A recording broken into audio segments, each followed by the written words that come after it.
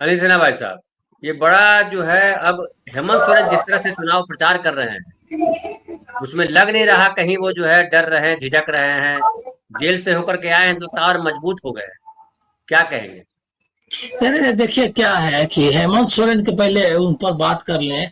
हेमंत सोरेन तो जो पिछले दिनों जो राजनीति बीजेपी ने की उसको उसके विरोध में खड़े होने वालों में की जो अगली पंक्ति है उसमें उनका नाम है। और किस तरह से एक मुख्यमंत्री को, वो भी एक पिछड़े राज्य आदिवासी मुख्यमंत्री, उसको दिल्ली में उन्होंने पीछा किया, आके रांची में गिरफ्तार किया और पद पर रहते हुए उसको गिरफ्तार करना चाहते थे। उसने तो संविधान की रक्षा की और कहा कि भाई हम जेल जाने के पहले रिजाइन करना चाहते हैं, जो कि अरविंद केजरीवाल नहीं कर पाए। तो उन्होंने दोनों काम किया, एक तो संविधान और जो संस्थाएं हैं उसके सम्मान उसका कैसे किया जा सकता है पद छोड़ के, वो किया दिखाया। और साथ में कैसे लड़ा जाता है इस तरह के जो संगठन और विचार हैं उसको भी दिखाया। तो वो तो समझिए क्या है कि उस तरह से जिस तरह से इंडिया गठबंधन और मीडिया सबको लेना चाहिए था हेमंत सोरेन को एक एज ए हीरो, उस तरह मेरा मानना है कि उसमें कमी रह गई। वो करना चाहिए, वो हीरो है। इसके लिए क्या कहते हैं, ये जो पूरा अभी का चल रहा है उसमें उसको नायक के रूप में लेना चाहिए। तो ये मेरा मानना है। दूसरा ये है कि जो लैंग्वेज वाली आपने बात की, लैंग्वेज नहीं, जो पूरी संस्कृति है, धर्म है। अब तो हिंदुओं को, मैंने कहा भी कई जगह कहा है कि हिंदुओं को अपने धर्म की रक्षा में उतरना पड़ेगा। उनको सबसे बड़ा खतरा जो है उससे इन्हीं से है। मतलब आरएसएस और बीजेपी जो है वो हिंदू धर्म के लिए सबसे बड़ा खतरा है। उसने उसके तत्व ही, आप बताइए कि 100 साल के इतिहास में कौन सा दार्शनिक पैदा किया है ये आरएसएस ने। और वो तो उस समय तो कोई धर्म का संगठन नहीं था, हिंदू महासभा भी नहीं थी। लेकिन उस समय आप देख लीजिए कि एक से एक जो विचारक, मतलब नाम लेने का मतलब मुश्किल होगा। कम से कम सबसे बड़े तो विवेकानंद का नाम है, रामकृष्ण परमहंस है, योगी मतलब अरविंद जिसको कहते हैं अरविंदो, ये सब जो है महर्षि अरविंद। मतलब आप एक देख लीजिए कि स्वतंत्रता का आंदोलन और उसके पहले जो जिसको जागरण कहते हैं, पुनर्जागरण कहते हैं, उसमें एक से एक मनीषी हिंदू धर्म के पैदा हुए। रमन महर्षि से वो जो है जो योगानंद, मतलब नाम आप लेते जाइए। योग के बड़े जो है पाद दामोदर सतवेलकर, वलेकर और बहुत सारे ऐसे, मतलब आप गिनती ले लीजिए। मतलब महात्मा गांधी को तो महात्मा अगर अलग रख दीजिए, उनको धर्म से अगर मत जोड़िए, तो ये इतने सारे आपको मिल जाएंगे। और ये सिर्फ हिंदू धर्म में नहीं हुआ, इवन वो जो है इस्लाम में भी एक से एक पैदा हुए लोग उस पीरियड में, जिन्होंने इसको मतलब नए ढंग से करने की कोशिश की। और अब्दुल गफ्फार खां जैसे और ये सब ऐसे जो पक्के मुसलमान, अब मौलाना अबुल कलाम आजाद, ये जो उनकी जो की हुई है क्या कहते हैं इस्लामिक लॉज पर जो उनकी किताब है, वो अभी पाकिस्तान में भी फॉलो करते हैं लोग। तो इतना ये धर्म को भी जो कंट्रीब्यूट करने का काम है, वो आजादी का आंदोलन ने, कांग्रेस ने, या जो कांग्रेस से जुड़े हुए लोग, अरविंदो क्या थे, कांग्रेस से जुड़े हुए थे। तो ऐसे लोग पैदा हुए। रामकृष्ण परमहंस और विवेकानंद ने किस तरह से प्रभावित किया, वो उसको आप पुनर्जागरण, मतलब अगर कांग्रेस से नहीं, 100 साल के इतिहास में आरएसएस ने कोई ऐसा धार्मिक पुरुष या कोई संस्कृति का, अब संस्कृति का भी आप नाम ले लीजिए, एक कोई पेंटर का नाम ले लीजिए, एक कोई कवि का नाम ले लीजिए, एक संस्कृति जिसको कहते हैं कि इवन ये क्या कहते हैं गायन में ही ले लीजिए, भजन भी जो है वो भी कोई आरएसएस से जुड़ा हुआ आदमी कोई अच्छा भजन भी नहीं लिख पाया, न गाया है। वो भी जो है वो कांग्रेस की परंपरा से आपको दिखाई देगी। चाहे वो पंडित मतलब पलुस्कोर हो, चाहे रविशंकर हो, एक से एक मतलब जो संगीत, मतलब जो भारतीय संगीत है, संस्कृति कला, सब में इसका कोई कंट्रीब्यूशन नहीं। ये तो नष्ट करने पड़ी है। 10 साल देख लीजिए, 10 साल में एक भी कौन सा ऐसा मतलब कहता डंका बज रहा है, एक कोई ऐसा जो नोबेल प्राइज के लिए जिसका नाम आया हो, इसमें कोई साइंस में कोई उपलब्धि, दूसरी जगह से विमान खरीद लो, उसके बाद क्या कहते हैं जाकर के चापलूसी करो, बड़ी बड़े मतलब जो देश है विकसित राष्ट्र, जो पुतिन से लेकर के ये ट्रंप की, उनके ये सब करो। आपने क्या किया 10 साल में? संस्कृति नष्ट कर दी, धर्म नष्ट किया। और ये धर्म क्या है? 27 लाख दिए जला रहे हैं गिनीज बुक में। ये कौन सा धर्म है भाई? मतलब धर्म के साथ और मंदिर बनवा रहे हैं, और उसमें भ्रष्टाचार आपने देख लीजिए।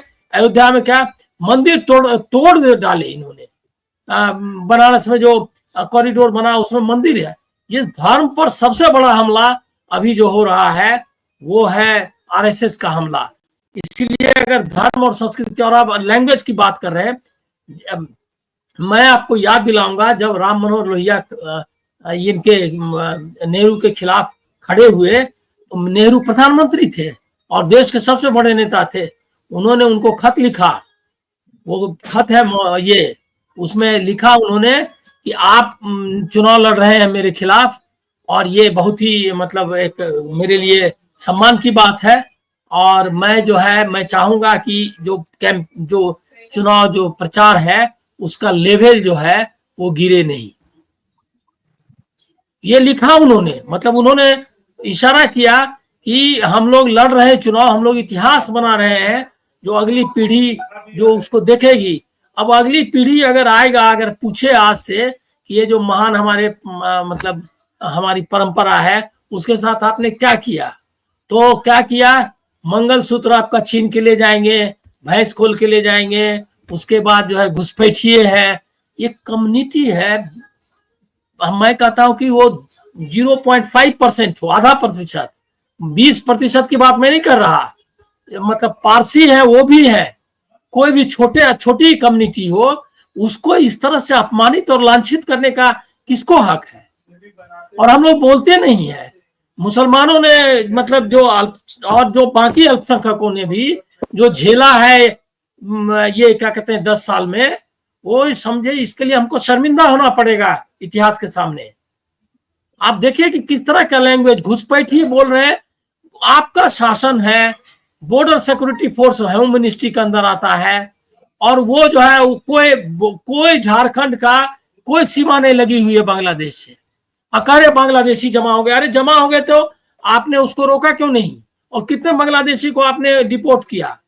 क्या सिस्टम आपने बनाया? 10 साल में आपने बांग्लादेशी हो गए, इसके लिए कांग्रेस जिम्मेदार है? 10 साल से तो आप हो, तो बांग्लादेशी हो गए। और बांग्लादेशी हो या नहीं हो, अच्छा दूसरा ये है कि आप एक पड़ोसी मुल्क है, अकेला मुल्क अभी तक हमारे साथ था, उसको इस तरह की गालियां देते हैं। क्या वहां वो बहरे हैं, उनको पता नहीं चल रहा है कि आप उनको किस तरह से, किस नजर से देखते हैं? बांग्लादेशी आ गए, अरे आ गए या नहीं, अगर आप उनके खिलाफ भी हैं कि भाई लोग ना आए यहाँ, और आपकी जो बेइज्जती कर रहा है अमेरिका, जिस तरह से क्या कहते हैं अभी जो आ रहा है रोज कितने लोगों को निकालने वाला है, इसमें सबसे पहला नंबर हिंदुस्तानियों का होगा, जो कि इलीगल, जिसको अवैध, जिस तरह से हम लोग बांग्लादेश के बारे में कहते हैं उसी तरह से अमेरिकी प्रेस में आ रहा था। हमको कितना बुरा लगता है।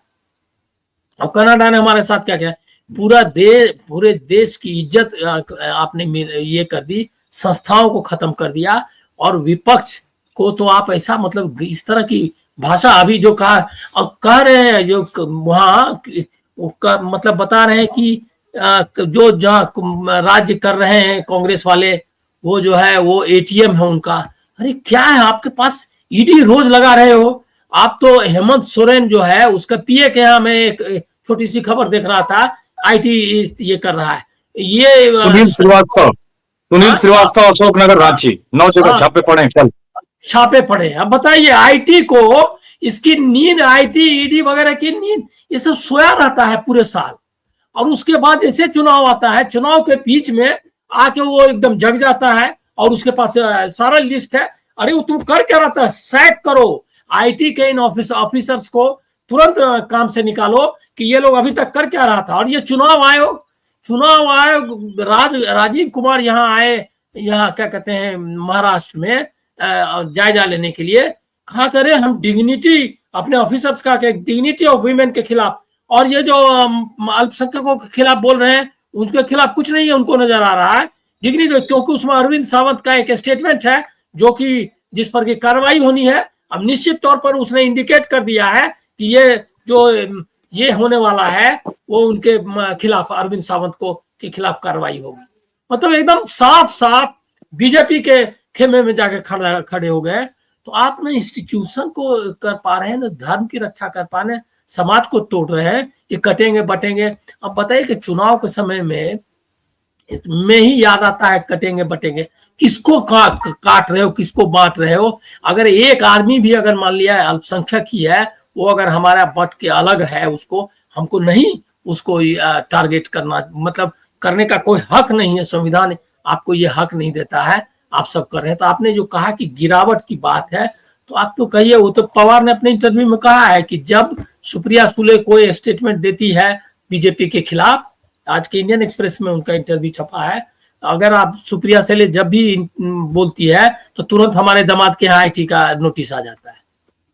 बताइए, मतलब वो जो है वो लग रहा है कि जैसे कि वहां पर कोई बीजेपी का वर्कर बैठा हुआ है और वो देखते रहता है कि कौन आदमी को भेजना है, क्या कहते हैं नोटिस भेजनी है और किसको नहीं। और ये इतना, और वो ये बोल रहे हैं ITM आपका शासन चल रहा है, सारा रिसोर्सेस आप बेच रहे हो अडानी को, और आप कांग्रेस को कह रहे हैं क्या कि इनका शासन उनके लिए ATM है। अरे आप कॉन्क्रीट दो, आपके पास सरकार है। अगर आपके पास है एविडेंस कि कांग्रेस ने पैसे उगाही की है तो उनको जेल भेजो। लेकिन तुम ये जेल भेजने का काम अपने लोगों को भी तो करिए, जो बकायदा मतलब आ रहा है सामने। कितने आ गए। और इलेक्टोरल बॉन्ड सुप्रीम कोर्ट ने भले ही नहीं कहा हो, लेकिन हम लोगों को कहना चाहिए कि इलेक्टोरल बॉन्ड का जो इतने 1000 करोड़ का पैसा है वो कहाँ है और क्यों रखा हुआ है, और वो खर्चा किया तो क्यों किया, उसका हिसाब दो। और वो जो PM केयर्स फंड है उसका पैसा कहाँ गया। ये तो कांग्रेस वगैरह वाले भी, मैं आपको इसीलिए विपक्ष से भी मैं नाराज रहता हूँ, जरा भी होमवर्क नहीं करते, जरा भी कोई ये नहीं करते। अभी बताइए कि उनको पूछना चाहिए ना कि ये जो पैसा इलेक्ट्रोल उनको अपना भी हो तो उनको लेकर के आना चाहिए। हमने भी जो पैसे लिए हम लौटाने के लिए तैयार हैं, जनता का पैसा है वो तुमने लूटा है, और उसके बदले जिन लोगों ने आपको दिए हैं पैसे उनको जेल भेजो। और क्योंकि उन्होंने उसके बदले ठेके लिए हैं, उसमें जो लोग शामिल है एक पूरा रैकेट आप सामने आ गया।